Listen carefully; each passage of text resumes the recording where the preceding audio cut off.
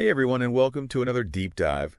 Today we're tackling something that's absolutely essential for any project, no matter how big or small it is. It really is. We're talking about knowledge transfer. Yeah, the knowledge transfer. And for this deep dive, we're going to be referencing this document, which is all about project continuity. And let me tell you, you're going to want to stick around for this one because this isn't just some, pie in the sky concept. Right. This is about setting yourself and your projects up for success from day one. Like, that feeling Yeah. when you're starting a new job or even just like a new phase of a project. Right. And it's like you're trying to put together furniture. IKEA furniture. But like half the instructions are missing. Like 3 extra screws at the end. Exactly. Yes. And you're like, where did this come from? Exactly. And that's where a really solid knowledge transfer process is it's essential. This document we're looking at, Yeah. it kicks off with something that seems so obvious. Yeah. But it's amazing how often it's overlooked. You can't just assume that everyone is on the same page. Oh, absolutely. And you know what happens when you assume right. Exactly. Chaos. Exactly. So the document really emphasizes the importance of not just defining roles and responsibilities, but documenting them. Documenting, making sure it's accessible and clear. Yeah. Have you ever used a RACI matrix? The RACI matrix, oh my gosh, it's brilliant. I love it. Such a simple tool, but it's so powerful because it's not about creating more work. Right. It's about creating clarity. Yes. You simply define who is responsible, Okay. who is accountable, who is consulted, and who is informed for every single task or decision. It's like when you were a kid and you had like the color-coded chore chart. Yes, exactly. Everyone knows what they're supposed to be doing. Love it. And that's just the first step. Okay. Our document emphasizes that it's not just what you do, it's also how you work together. Okay, so let's unpack that a little. We're talking about setting up a productive work environment. But like, what does that actually look like in practice? Think back to a project where communication was a nightmare. You're constantly chasing down approvals, getting conflicting information. Ugh, I've been there.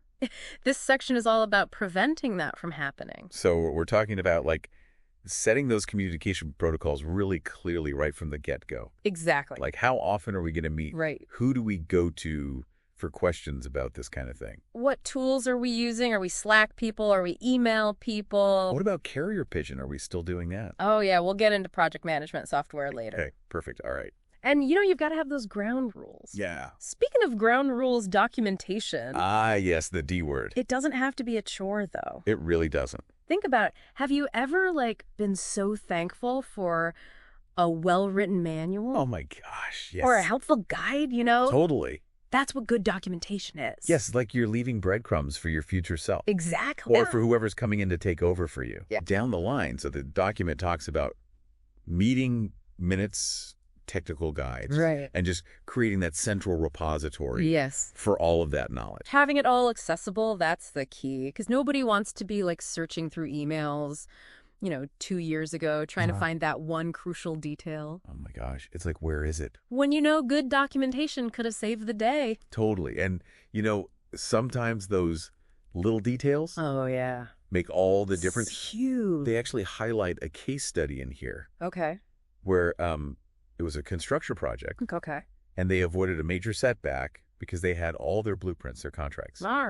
Right. Everything in a central location. That is so smart. So it's like, It makes such a difference. it really does. But let's be real, sometimes you need more than just a document Oh, for sure. to transfer knowledge effectively. Yeah, you can't just hand someone a stack of papers and be like, all right, you're good to go. Exactly. It's not a one-size-fits-all approach. And the document actually talks about all of these different methods Okay. for knowledge transfer, each with its own strengths. Oh, I like it. It really depends on what kind of knowledge are you trying to, get across. Yeah, think about a time when you learned a new skill on the job. Right. Sometimes there's no substitute for that hands-on experience. Right.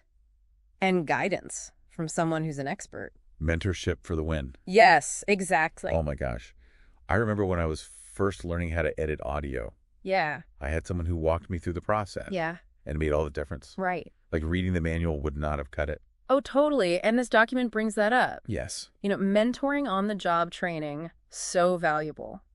The best. But it doesn't stop there. Okay. It also talks about workshops Yeah. as a way to transfer specialized knowledge. Oh, yeah. Think about all those training sessions that you've been to. Right. And you're like, oh my gosh, this is leveling up my skills. It's like you go to a conference or something. Right. Exactly. Yeah. That's a perfect example of this in action. Totally. And now we have all this great technology Oh, yeah. that can help us. Knowledge repositories. Yes, the knowledge repositories. Think Confluence shared drives. It's like a treasure chest of information. Exactly. Just waiting to be opened and explored by your team. And it ensures that those golden nuggets of knowledge that people have Yes. aren't siloed or lost, when someone moves on or Right. the project moves into a new phase. Exactly. And that brings us to another really crucial point, Okay. the handover. The handover. We often think of it like when someone leaves a job, Yeah. but they're important for really any kind of transition. Any transition. It could be a team member going on vacation. Right. It could be the project moving from one phase to the next. Even just passing a task off to Exactly. a colleague. Right. And the document really stresses